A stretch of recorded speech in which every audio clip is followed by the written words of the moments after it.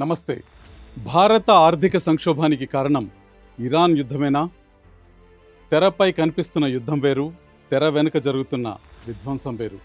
అవును, దేశ ఆర్థిక వెన్నుపూసన విరుస్తున్న అసలు విలన్ ఇరాన్ కాదు, అంతకు మించిన ఒక నిశ్శబ్ద ప్రమాదం దేశాన్ని చుట్టేస్తుంది. మరి ఎవరా అదృశ్య విలన్? తప్పు ఎక్కడ జరుగుతోంది? పరుగులు తీయాల్సిన ఇండియా ఎకానమీని ఐసీయూ వైపు నెడుతున్న ఆ తెర వెనుక శక్తులేంటి? యుద్ధం సరిహద్దులో కాదు, మన ఆర్థిక వ్యవస్థ గర్భంలోనే జరుగుతోంది. స్వయానా దేశ ప్రధాని నరేంద్ర మోదీ నోట మొన్నటి మాట విన్నారా? బంగారం కొనకండి, ఇంధనాన్ని ఆదా చేయండి, వర్క్ ఫ్రమ్ హోమ్ వైపుకి అడుగులు వేయండి.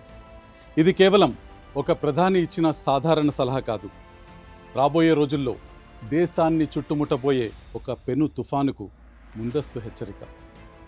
యావత్ భారతావని ఒక మహాముప్పును ఎదుర్కోబోతోందని, అప్రమత్తంగా ఉండమని దేశాధినేతే స్వయంగా మోగించిన సైరన్ ఇది. అయితే ప్రధాని వార్నింగ్ వెనుక, మన రూపాయి భారీగా పడిపోవటం వెనుక అంతర్జాతీయ పరిణామాలే కారణమనుకుంటే పొరపాటే అవుతుంది. దీని వెనుకున్న అసలు సిసలు నిజాలేంటి? మనకు తెలియకుండా జరుగుతున్న ఆ లోపాయకారి వ్యూహాలేంటి? దీనిపై senior journalist, financial expert Udit Mishra ఏమంటున్నారో వింటే నిజంగానే మీ మైండ్ బ్లాంక్ అవ్వాల్సిందే. Now, how does a country go about dealing with deficits on both sides? You have to run down your foreign exchange, right?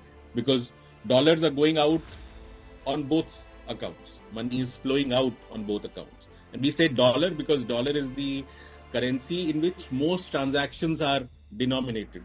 When we buy crude oil, we don't pay in the local currency, we buy and sell in dollars. So most transactions are typically dollar denominated. Now, in the last 2 years, this thing has got out of whack. RBI has been trying to hold. Now, typically, when you have this kind of a scenario, when you have a deficit on both accounts, currency should weaken. If the currency is allowed to weaken, exchange rate is allowed to weaken, you don't have to spend any forex, don't have to defend anything, nothing. But as I said, India's exchange rate versus the dollar has become such a politicized, such a polarizing thing that there is tremendous pressure that you have to somehow save the exchange rate, because it obviously tells you something about the state of the economy, but then you don't want to accept that what is the state of the economy. Suppose the rupee exchange rate had gone to 120 instead of 95, that kind of a level, then you would have had to explain why is this happening. So then the question would have been, why is the rest of the world not investing in India? You would have had that question would have been front and center. ఇప్పుడు యుద్ధం అనేది కేవలం ఒక సాకు మాత్రమే. అసలు రోగం దేశ ఆర్థిక వ్యవస్థ మూలాల్లోనే ఉంది.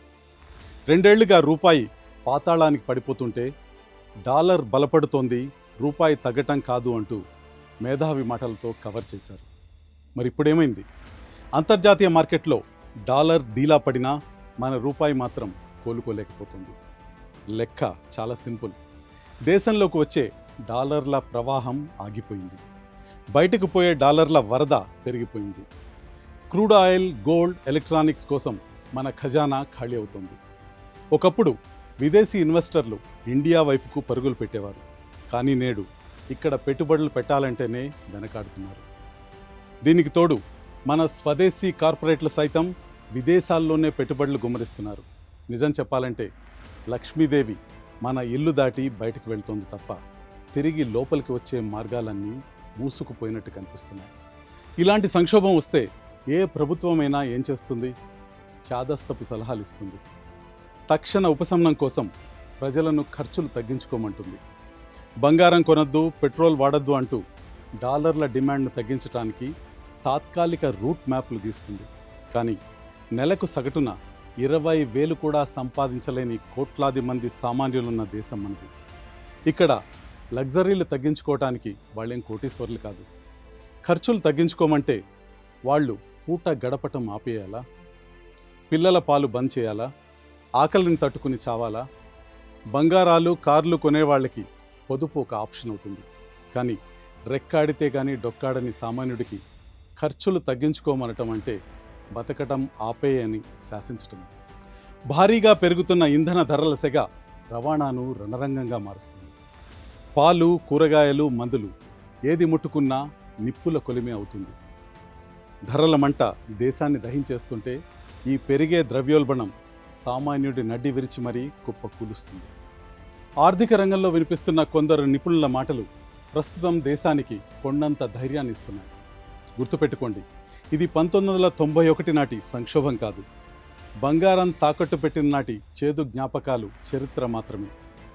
నేటి భారతదేశం ఆ పరిస్థితిలో లేదు, ఉండదు.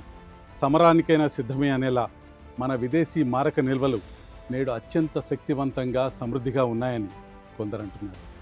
ఒకవైపు ఆశ ఉన్నా మరోవైపు పెనుభయం వెంటాడుతోంది. ప్రస్తుత దేశ ఆర్థిక ముఖచిత్రం 2013 నాటి భయానక ఫ్రజైల్ 5 సంక్షోభాన్ని గుర్తుకు తెస్తుంది. రూపాయి పతనాన్ని అడ్డుకోవటానికి ఆర్బీఐ నిరంతరం డాలర్లను మార్కెట్లోకి వదులుతూ రక్షణ కవచంలా నిలబడే ప్రయత్నమైతే చేస్తుంది.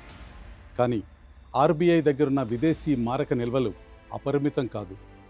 ఒకవేళ ఆ రక్షణ కవచమే కరిగిపోతే దేశాన్ని ముంచెత్తబోయే ఆ ఆర్థిక సునామీని తట్టుకోవటం ఎవరి తరం కూడా కాదు.